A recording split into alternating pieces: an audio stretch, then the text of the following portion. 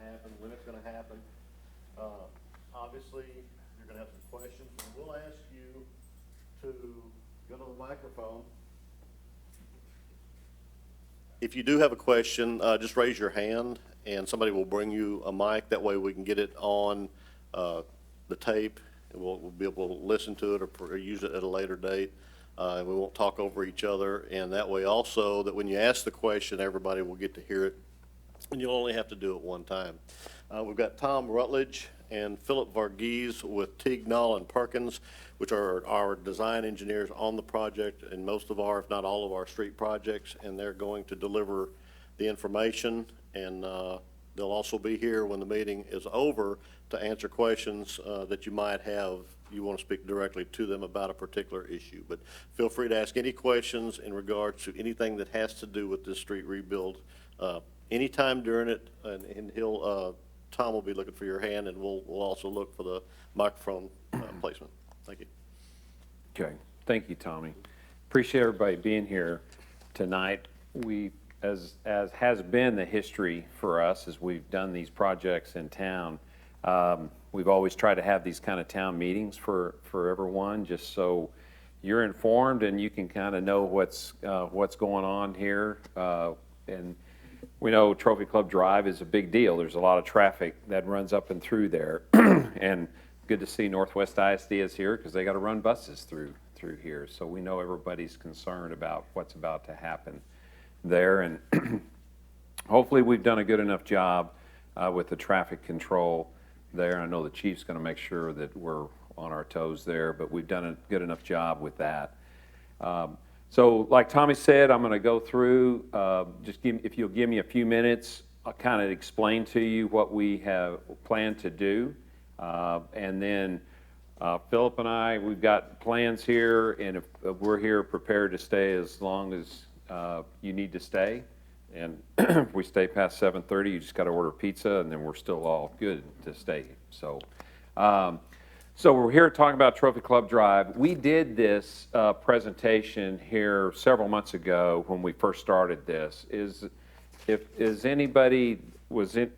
you could raise your hand if you were not here for that, just kind of helps me see. So that's most everybody. Okay, that's good. So that way we'll just pretend that we never did this and make sure that we're thorough with that with everybody.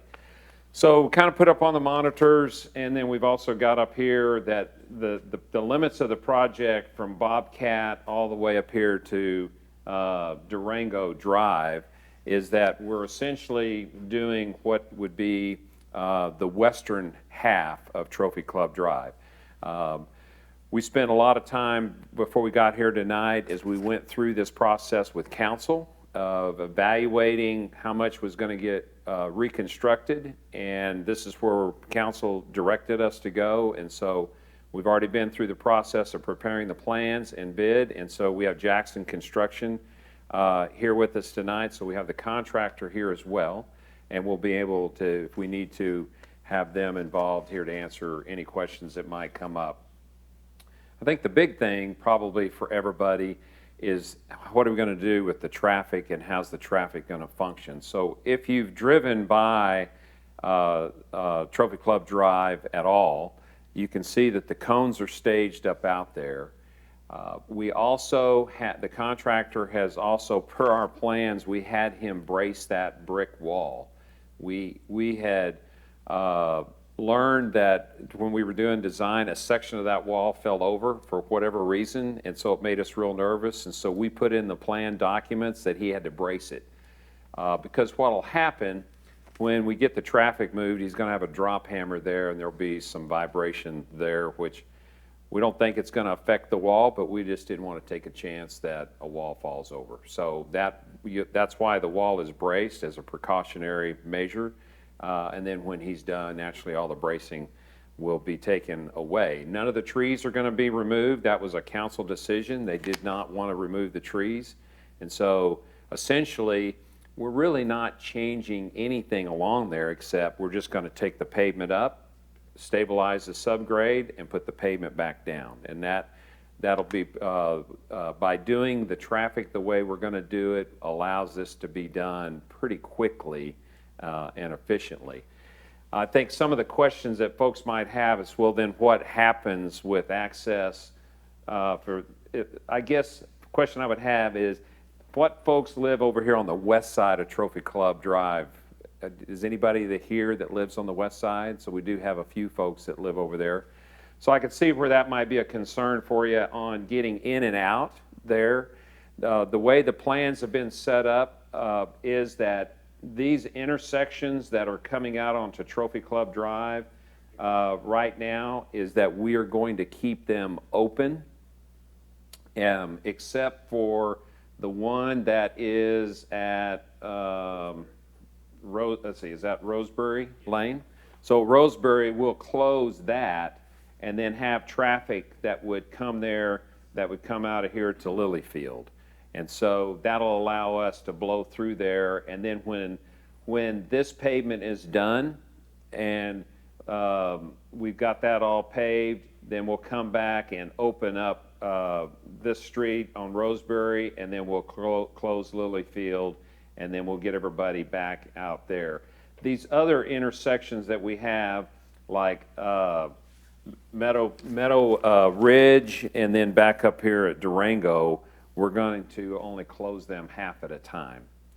And so that will allow us to keep traffic in and out, but be able to pour those half at a time in there. When the traffic detouring is set up, which is going to happen tomorrow morning at 9 a.m. is the plan. Wanted to let the school traffic and work traffic get through with that peak. Then we'll go in there and they'll set up the cones, and we're going to move everyone over to the east side of Trophy Club Drive and essentially close down the west side. And so there will be, where today there's 2 lanes on each side of the median. We're going to put the traffic on the east side, and that'll be a 2-way traffic flow through there. That way we can let the contractor have the entire west side of Trophy Club Drive, and he can work all in there while we keep the traffic moving back and forth through there. And that's pretty much going to be that way through the duration of the project. And so there's message boards out there. We've got the police chief here to help with that, and we've also got the contractor that'll be there to help maintain and manage that traffic as it moves through there. I know that Northwest is here, and I know for you guys, Bobby, Sarah, I don't know if do you have buses that would be running in and out of the neighborhood in here? And there are no bus stops along in here, correct? Okay, I thought that's what I recall from the last time there, so that's good. So we don't have to worry about bus stops or buses back up in the neighborhood there. So that will certainly help simplify things there for us. That's kind of the gist of that. With the way we're going to set that up, this construction is probably going to last through April of next year is the contract, I think is right, Philip? And so that's the duration that we would expect to see this. And if the weather is good and we don't have a lot of delays, the contractor might get done sooner, but that's what the contract time stipulates, that he's to be done with this by April of next year.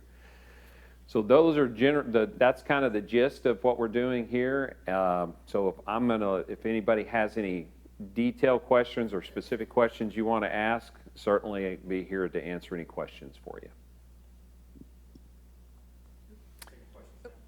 She's got a mic right there, and if you could, they want you to speak in, that'd be good. Yeah, so I live in the Meadow Ridge area, so there's only one in and out there. Okay, And right you here. said something about half and half. So Meadow Ridge, yes. So what'll happen with Meadow Ridge is, I know that there's a median there, and so the way traffic comes in and out. So they'll do 1/2 side of Meadow Ridge Drive, and they'll get the traffic that'll come through that. It'll go through the intersection and get in on the east side in there. So it'll be barricaded off, so when you come in and out of your neighborhood on Meadow Ridge, it'll be clear to you that you're just going to have to go across where the construction is, but you won't have to worry about construction activity. They'll have it barricade off, and so you'll just be going across the sections being removed and get in here on the east side there, whether you're going to turn left or right. But there's a median at that gate, Correct. one lane in and one lane out. So if you're gonna close one of them, then you've got 2 lanes of traffic with a keypad. There's 2 lanes of Yeah. traffic with a keypad Yep. And with that's a the lot part of homes that we're- have a lot of drivers. Yeah.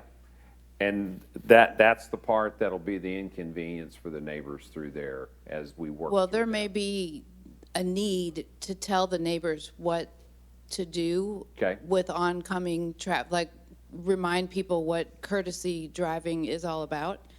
Because if you've got people turning from the interior courts onto Meadow Ridge to exit, and you've got people coming in having just dropped off their children at various schools, you're going to have head-on, not collisions, but impasses. I Okay. mean, there's no place for them to go because the keypad median is still going to be there. All right. That's going to be a, So Tommy, An one issue. thing would be good for us to do is get with whoever the HOA president is, and she is here tonight, so that'll be good. So what we'll do with you, I'm glad that you're here. So what we'll do is when we're done with this, we'll get with the contractor being here of how that will be, the timing of that, when that would happen. Because it's not going to be the duration until April that that'll happen with that. The period of time that'll happen is shorter than that. So we'll get with the contractor, but after this meeting, if we could just meet with you on that detail of how that would work out, that'd be real helpful. Absolutely. To help us how to manage And for the that. record, my name's Kim Kelly, and Okay. yes, I represent the HOA. Okay. And also the representative for the Meadow Ridge area. I do have a question from Northwest ISD. I noticed there are maybe 1 or 2 kiddos that wait at the end of Meadow Ridge at the gate, and I'm not certain if they are going to one of the alternate schools, either Steele, Eaton, or Northwest because of academies. So if you guys could please check into that, because that will impact them. It's not a consistent time that they stay out there, but if you could just check to make sure that we're not impacting those families as well. And then one of the options that you're giving us as far as closing off that, our gate systems, we have a dual gate system that is entering into Meadow Ridge and a single gate system exiting. Ideally, it's not a good thing for us to leave gates open, especially for this long duration of time. So we'll definitely want to partner with you in the best interest of Yeah. our homeowners and our residents in Meadow Ridge. Okay, good, yeah. And that'll help us through this messaging that you're talking about, through how you guys do that with your HOA group. We'll want to coordinate that with you so we can make sure the communication is clear for everybody. So if you don't mind staying around when we're done here, then we can kind of go through that. Okay. Hi, have they taken any action to cut off the cut-through traffic? We're getting a large amount of traffic through there already, and since what you're doing is going to be really tight, it's going to become like a traffic jam going through there about 5:30, 6. Is there any discussion, or any plan for that? Not what I have heard from the town council or the mayor on that. I don't know. I know that that's been an ongoing problem for quite some time. When all of 114 was being widened, it was really, really bad. But I got here a little early tonight because I wanted to see how things were flowing through there, and yeah, but 5:30, you're right, there's a lot of traffic through that area. But I can't answer that question for you, and that'd probably be a good thing to just present to council and ask that question. I'll answer that one too. We're reaching out to Roanoke, and we're going to ask them to put up some road signage along 377 and Bobcat, letting people know that there's going to be a heavy traffic congestion for the next several months on Trophy Club Drive, and we're going to put another sign down by the roundabout. can the language good. say residents only? We'll work on the language. So, but we only have so much space and time, so what we're looking to start with is expect heavy traffic congestion, something along those lines. So, but we'll get it worked out here soon. But we are taking that into effect and asking Roanoke for some help. Yeah, I think my question may be a little bit more for you, but are there any plans at certain parts of the day during this entire project, 6, 7 months is pretty lengthy, to do some traffic control? Because as my friend here is saying, when you just have 2 lanes now, there's a lot of traffic there. It's normally 4 lanes, but when you're going northbound and you're trying to turn left into a Meadow Ridge apartment or neighborhood or the other neighborhoods, you're going to be backing up traffic significantly as you're trying to turn left with all the traffic that's coming the other way. So are there any plans to, at certain times of the day, to kind of direct that traffic and maybe stop traffic one way so people can move?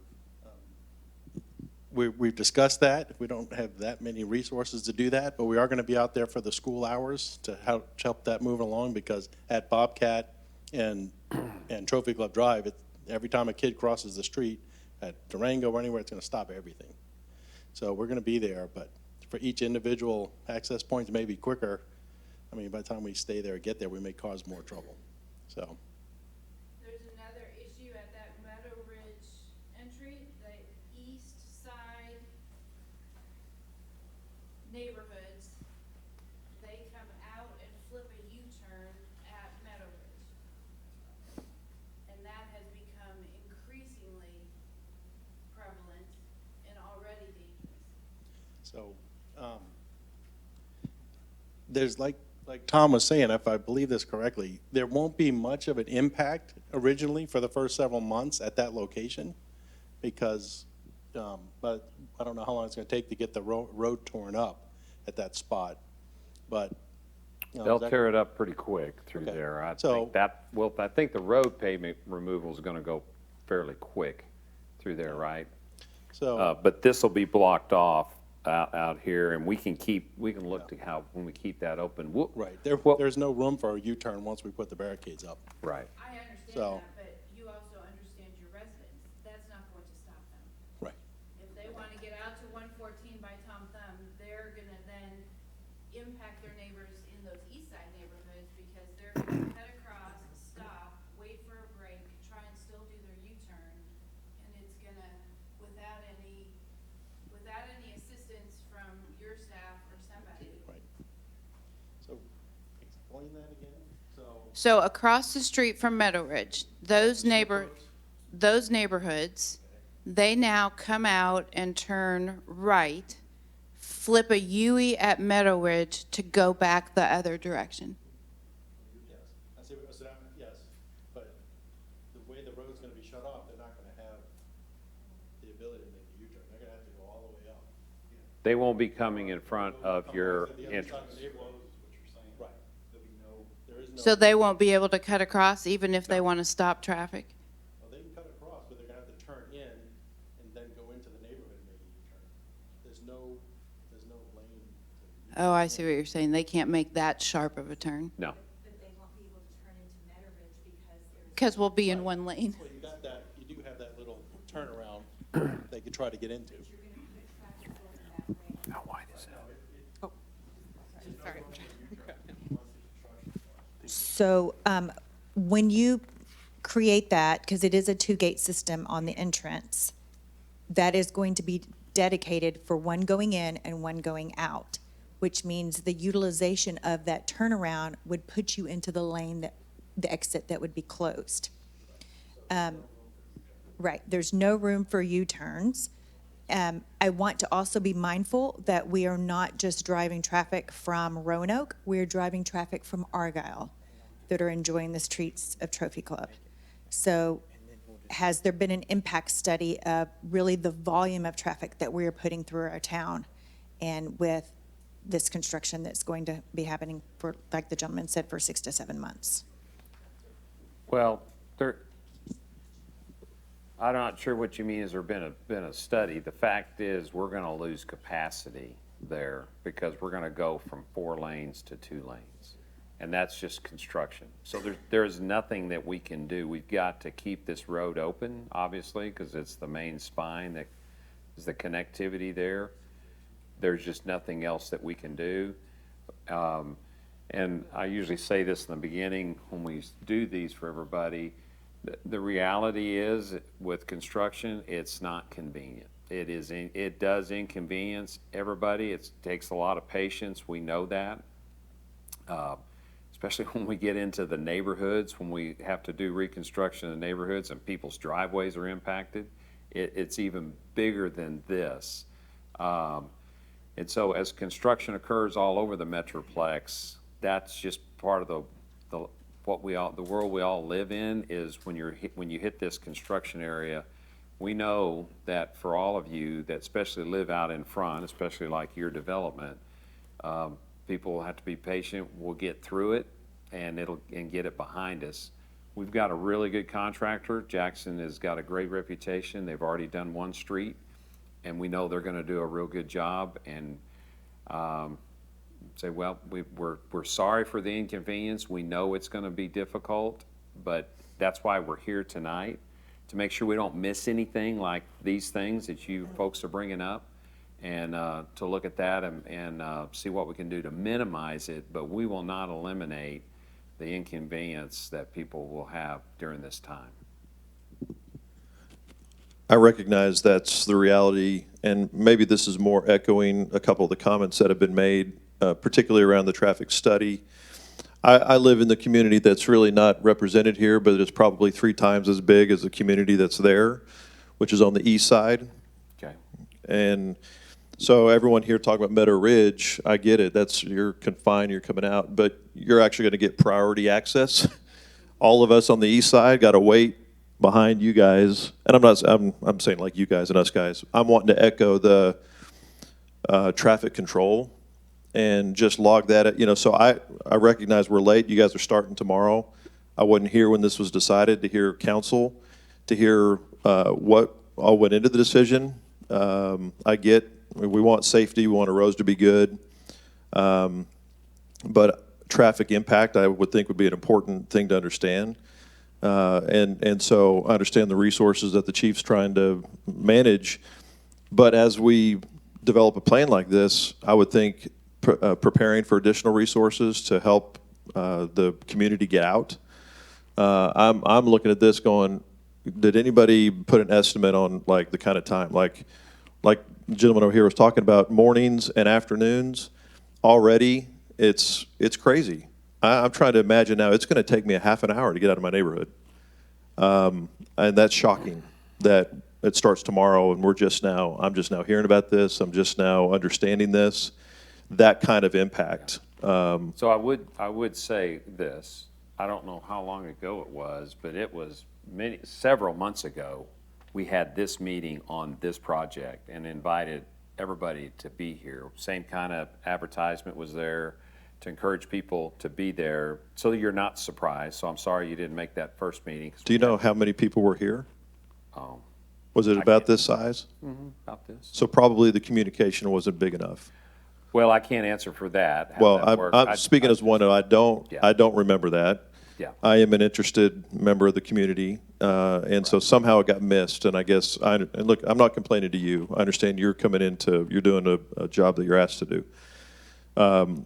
I just, since I didn't have a voice earlier, you opened it up now, we're here today, I'm logging it. Sure. To say I can't imagine, I know I'm sure the police department, there's going to be a lot of frustrated citizens.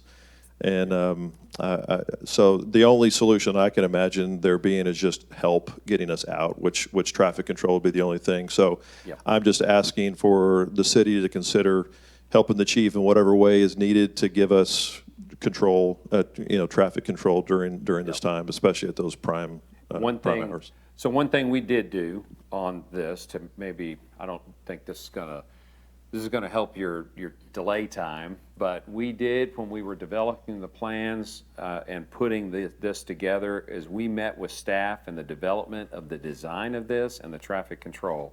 The chief was there with us in that to help to try to look at those things and how can we manage it both with signage and messaging boards and all that. I get that. I mean, I live in North Richland Hills, and I used to have to drive through all the construction on Davis Boulevard there for a while, and I learned pretty quick I got to leave 10 minutes earlier than where I normally would, because I knew that the intersections and things were going to get blown up with traffic control. So That's the inconvenience part, We're but, used to construction. I mean, Yeah. We've lived in it for, years and years and years. Yeah. It's just now, so we understand leaving early and all that. It's just, Yep. this is now, it's another level when you, literally, there's no other access out. no, And that's the burden. yeah. I'm Jill Lind. I'm the Communications and Marketing Manager for Trophy Club. I apologize you didn't hear about the meeting. It was in July. Our primary methods of communicating those events, like tonight, is typically Facebook, Twitter, the digital marquees, which I know some of them are down, but they're about to get refreshed, hopefully by the end of November.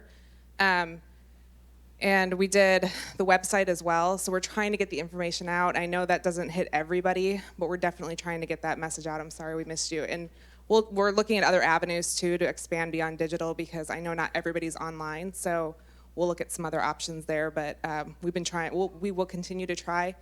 And also, if you leave your email in the back, Tommy has been emailing out updates to people who sign up for those updates. So when there is like a major shift or transition with the project, he'll send something out to those who sign up. And if you're interested or have more questions, he's always happy to take a phone call and try to answer questions one-on-one as much as he can too. Why? So.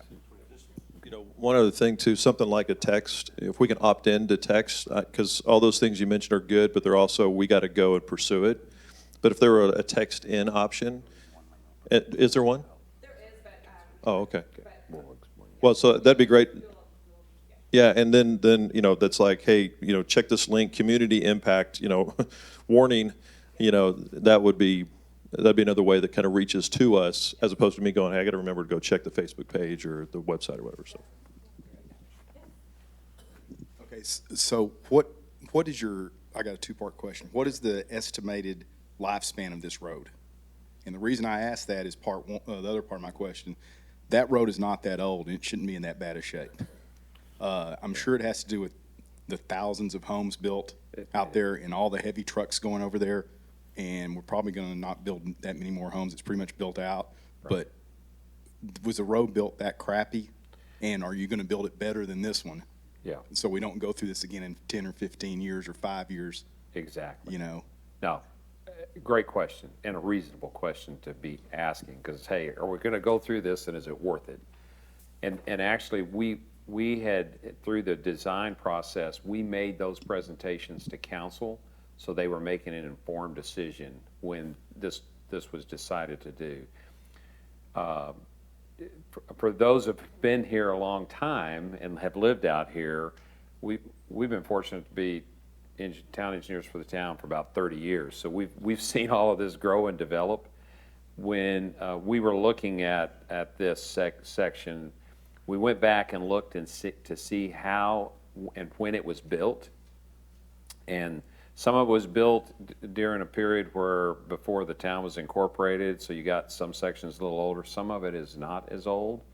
The reason that we're doing this section, if you've driven it, you can see that a lot of it is really starting to really deteriorate. And what happens when we get extreme weather to the cold and freezing to the heat, the pavement really, once it starts to deteriorate, then it's really going to get bad. So council's decision was, let's not wait until this thing gets so bad that people are complaining about realigning their car. And this was the time that they decided to do it. To answer your second question about this pavement section, yes.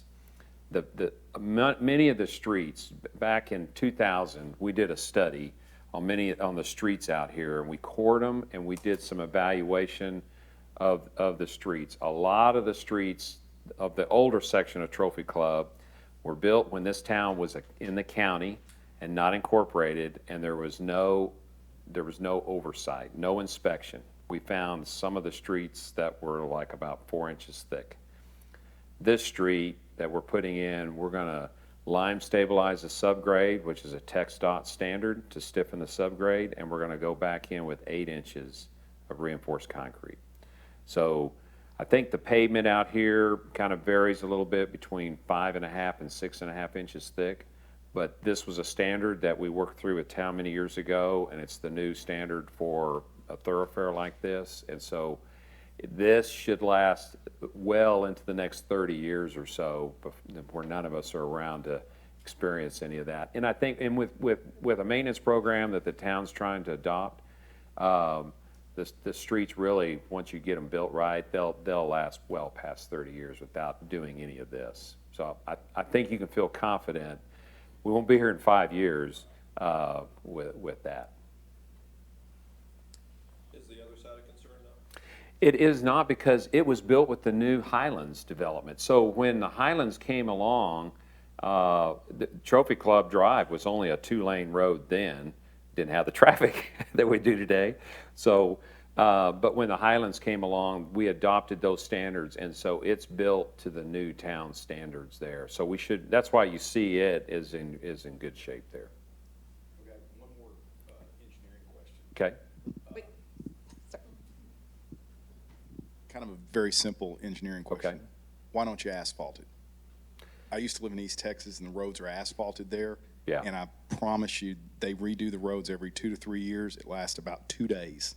It takes an Yeah. entire road through a town of 25,000 people, 6 lanes, 2 lanes or 3 lanes with center turn lane, and they're done in 2 days. Yeah. And they do it every couple of years. And if you ever lived or driven anywhere in East Texas, the roads are 10 times better there than they are in Dallas-Fort Worth, because none of them are concrete. Yeah. So, first, you don't see asphalt streets pretty much anywhere in the Metroplex in here. Is it soil? It's mainly the soil. The soils here, you got a lot of clay, expansive soils in here. The other reason is that quite honestly, the difference in cost between asphalt and concrete is not a whole lot of difference. And when you look at maintenance cost there, and you put that in, then you're finding that you're having to come back. Asphalt is not doesn't have quite the longevity and is not as maintenance free, and so there's a lot more maintenance to it. So putting this in, concrete's a lot more forgiving, and being more rigid, will be able to withstand heavier traffic.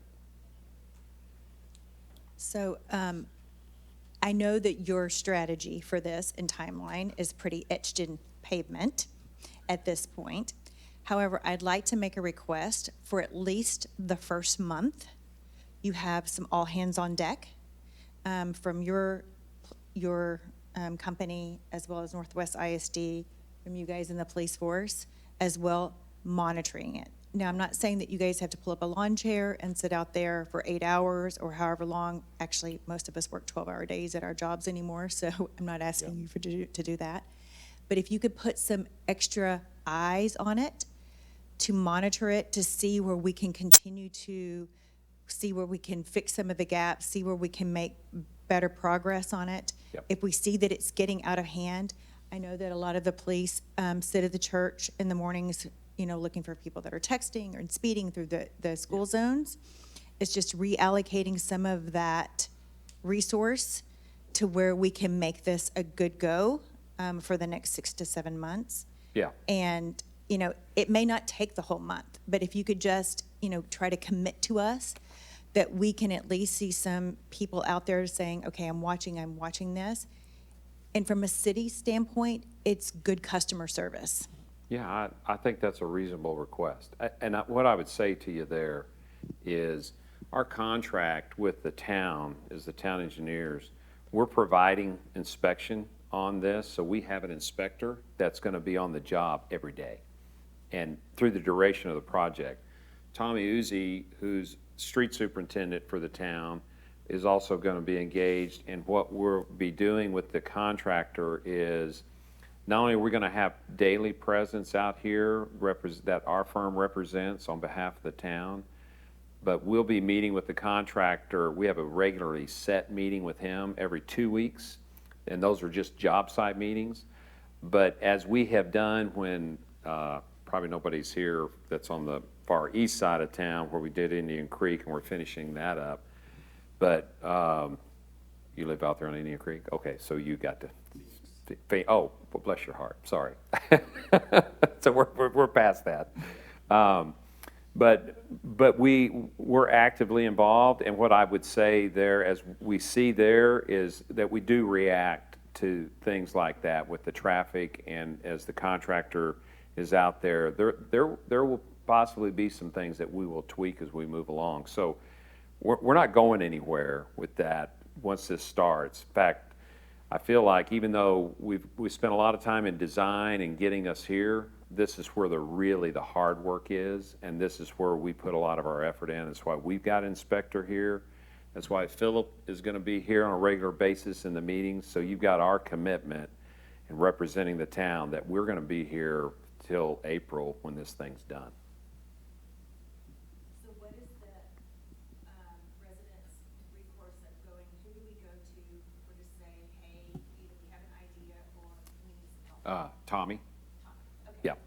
Yeah. And Tommy communicates with us, and because we've got an inspector out here every day, he should get a real-time reaction to anything. And I know that construction can frustrate everybody. All we would ask is that if you've got something, just try to give us constructive criticism. Sometimes we can't fix everybody's inconveniences in there. But if it's certainly something that's helpful and we're going to react to it and try to make it better. The last thing we want to do is make this any more difficult for you guys than it already will be. I'm sorry, my email will be placed on the message center board tomorrow for anybody that wants to be able to contact me at any given time, 24/7, so. Is Northwest ISD here to take questions or suggestions? For visiting teams to Byron with basketball season starting up and the weekend robotic stuff and all of that, will you be encouraging visiting teams to take a different route and not down Trophy Club Drive? Or could you? We can send a message to the visiting teams. We obviously can't enforce it, but we can definitely give that message out. Oh, I'm sorry. We can definitely give the message out, but we just can't enforce it.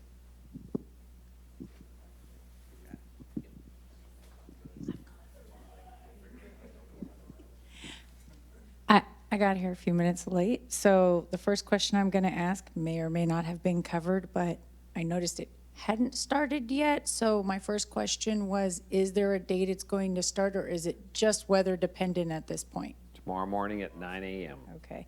My next topic had to do with the traffic coming from Southern California. This version of Carmageddon is nothing like what we've experienced. And I was just wondering, with the flow of, during the peak commute school times, I've noticed since living here last year that we have a big section of it that's coming from Highway 377 by 7-Eleven and just coming through just to bypass that. To them, that's better than waiting in the traffic to get all the way to 377, 114 Junction, 170, whatever else is over there. But my question is, now, sometimes in Southern California, when they had that big of a proportion of the traffic that was actually not town residents, there would actually be things in place that it's not a through traffic zone to where you actually can't access from certain points. Is that a possibility to where there's some type of no through traffic access point set up like that past the furthest neighborhood street that comes out along that road to deter some of that heavy traffic that we're going to get that's still going to want to come even though we're under construction? So the police chief, before you got here, he kind of addressed that. Now, you're not going to be able to stop people and check their driver's license and see if they live here.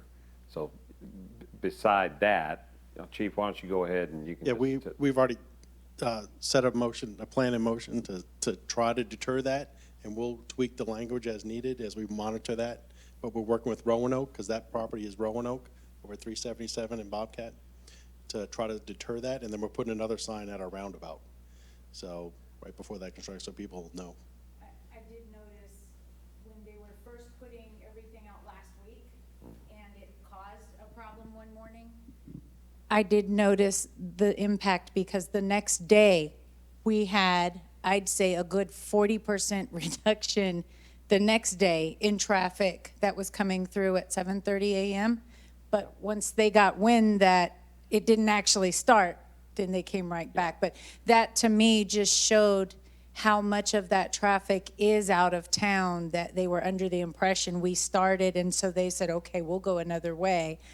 But then again, we're back to the way we were, so whether or not it takes another few weeks for that to catch on, that, yes, they'll believe it this time? Yeah. Well, they'll believe it starting tomorrow.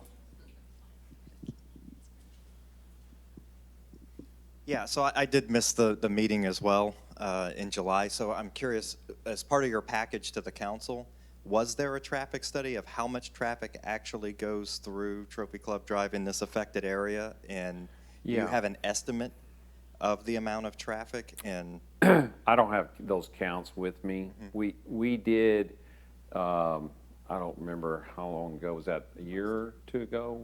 That we were asked by staff and council to do some traffic counts through there.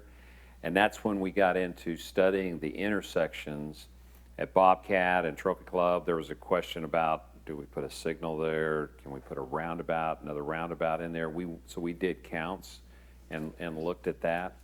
And so we know there's a high volume of traffic through that area. But I can't tell you what that is. I wasn't prepared to present that, so I don't have that with me. But we do know there's a high volume of traffic that does come through those areas, especially in that morning AM time, people going to work, and then in the evenings, like we all saw about 5:30 this evening, and it's around school, around Bobcat, it's very heavy.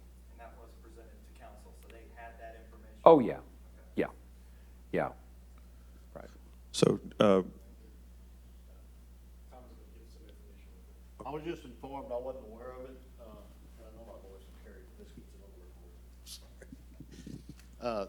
TxDOT currently is doing a count right now at Trophy Lake and Trophy Club Drive, so we should be able to reach out to them and get some additional information. I thought it was our equipment, but it's not, so we do have another resource we could reach out to as early as tomorrow, so. I know, Chief, you were talking about some solutions over there, and I don't know if this is one of them but I was just thinking, is there a way literally to shut down 377 and Bobcat from like 7 a.m. to 9? I'm thinking what we're doing to shut down a road, obviously roads can get shut down, and I know there's probably people coming around, but is that a solution? Is that a possibility? That you say, this is closed, and you put a barricade out there from 6:30 to 9, and then release it? Is that not a possibility? No, because it's really not, because it's not our city. Our city starts at the water tower right by the high school. Plus, we have a lot of people coming into the high school and other traffic that actually people come into town for. So, but by putting the word out and working with Roanoke, they're going to help us get that word out and encourage people not to turn off at 377 and try to continue forward. So we are getting that message out. One more question. And just one other comment. So I understand what you're saying. I just, if I can, since I did get my voice when I missed the meeting, if Roanoke doesn't listen, which they don't have to, you can put barricades where Trophy Club starts. And people will pretty quickly enter in and realize, oh, I better not do this again, and turn around and go back. I'm just trying to put control back into where Trophy Club has control, and I wonder how many people are going to listen to, hey, Roanoke, hey, guys, please don't come through here. Now, they will probably eventually figure it out because they're going to run into the traffic problems too. But so, separate question, I don't think you addressed it. In the whole area that's highlighted there, is construction going to begin on all those parts right away? Or are we going to do it, is it going to be in sections? Because that's part of what gets frustrating in the community is you see a whole area blocked off and no work being done. So how's the staging go? So to that whole shaded area, the contractor, the first thing he'll do, he's going to come through there and he's going to go through and destruct that and tear all that pavement up. So he'll move from one end to the other. For him, time's money. He's got another section of street to do in Trophy Club, but we set his contract up that said you can't go to that other section of street in your contract until this is done, because we didn't want a bunch of streets torn up to that point.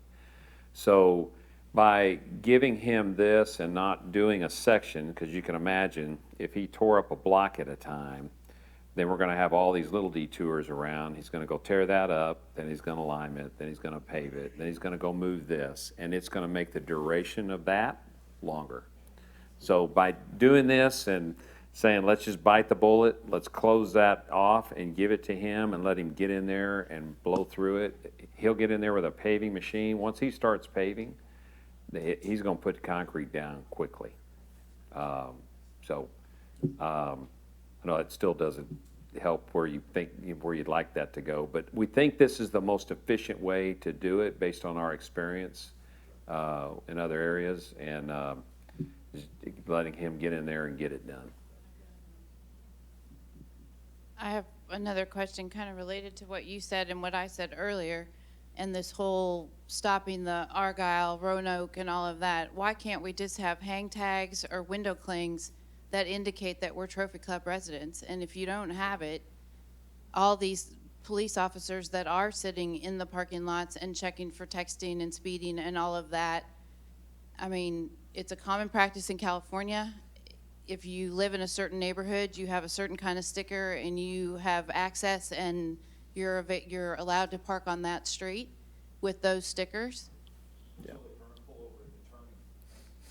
No. Also, you have to keep in mind too, though, that a lot of the people that go to the schools aren't Trophy Club residents. Well, you can issue it Now to, you have to branch out to other cities. but that's fine. You issue it to the families in the school. I work in Dallas, and Preston Hollow does it. Those schools in those areas, those parents and those kid drivers get those stickers. And so it's a safety thing, it's a volume thing, Yeah. and it's, That's beyond me. My oversight, I tell you that's more of a probably council staff thing about that, how you do that. The only thing I can mention about the streets themselves, as far as closing them off, it is a public way, and they are set up for emergency vehicles and emergencies of different sorts, so it wouldn't be feasible for us to shut the street down itself. Other ideas may be available.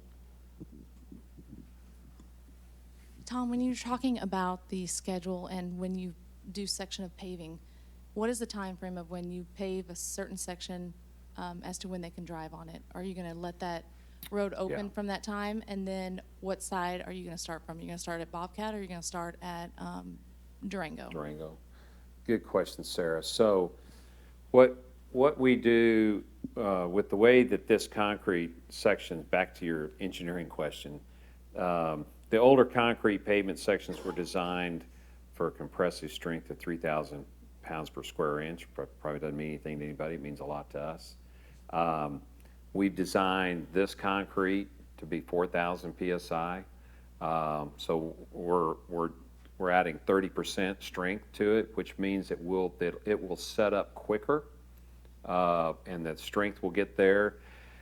A lot of cities, they'll tell you that, you don't drive on it for a couple of weeks. But here we'll hit our strengths probably in 7 days, and we'll break a cylinder there. The thing is, we won't put any traffic back on it anyway until he's totally done. Now, we could work with him and see, if it, as we move through there, if it makes sense to try to open a section there. We just have to see how the traffic that is gonna work. But I don't know if you guys have looked at which end or you think you're gonna start in. We'll start from Bobcat and work Okay. south. Okay, so there's your answer to that. So we can look at that. I'll be honest with you, we haven't looked at that, Sarah. If we do move through and we get a section done, could that open it up and do that? We'll certainly look at that, and maybe that's helpful to do that, and work with Jackson to see if that can happen. Maybe that's a solution.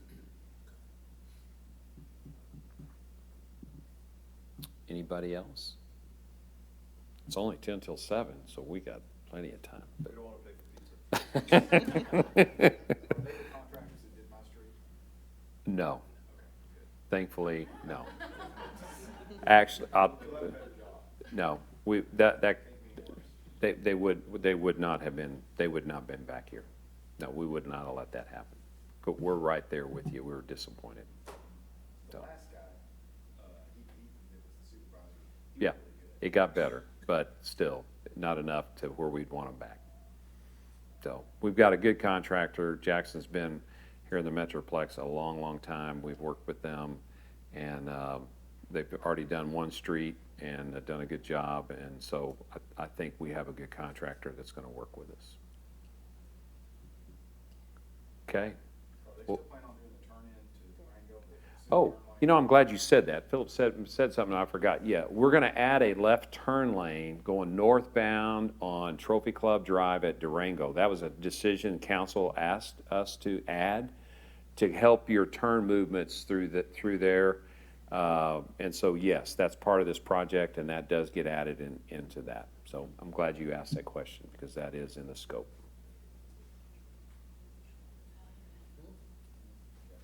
So,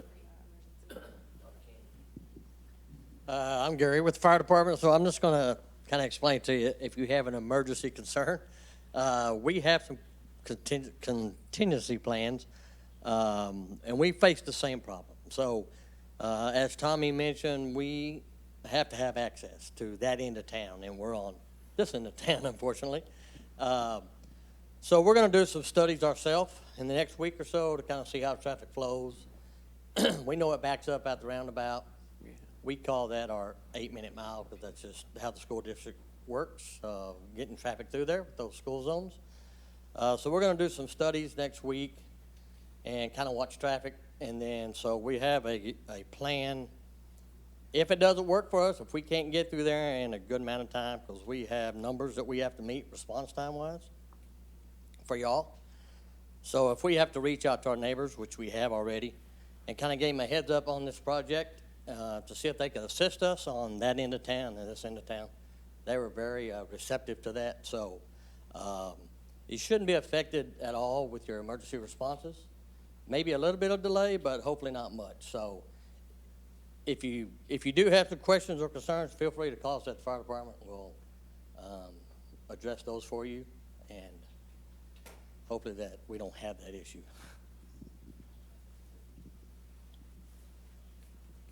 anybody else have any questions? Oh, we got one right over here. Where's your, where, you got a batch plant you're setting up to pay, or where's that gonna be coming from? You just gonna order? It's from Ready Mix, or I don't remember who we have. It's Ready Mix that's approved, so, which is the plant somewhere right up in here.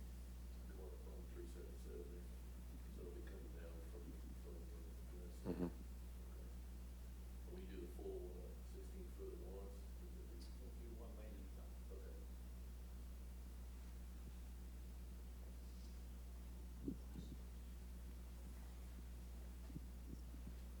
Okay. Is anything being done where, I noticed they already put up supports to help out with that old brick wall? Is there anything being done in that area, or is this just going to be the road and chipping away to make a center left turn lane there at Durango? Yeah, you missed that part, but that's okay. We'll just have to charge you twice. We're gonna leave the trees there. And the reason that we've got that bracing up on the walls is a section of that wall's already fallen over once, and we just didn't want to take any chance of that happening. But the council we did look at all of that, and we're just essentially picking it up and putting new pavement down. Yeah. Mayor? Tommy, we're also not taking out the curb, right?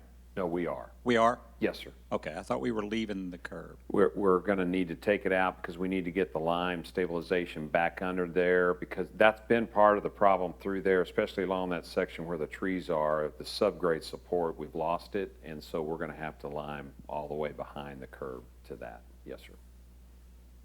How deep you going on your line? 8 inches. Be 8 inches thick. We'll run another lime series on that once the subgrade's up and test it and make sure we're getting our 6% lime application in there. And then the concrete is 8 inches thick. It's 4,000 PSI concrete. How far past the curb? The lime goes 2 feet behind the back of the curb. That's the town standard section through there. Is there a fault through that area? No, not that we're aware of. We haven't looked at any geology to that. to see if there's any faults, but no, I'm not aware of any faults in this area. Texas Gumbo Clay. It's probably underground springs like the one that runs to the country club where the house fell off Yeah, 20 years ago. yeah.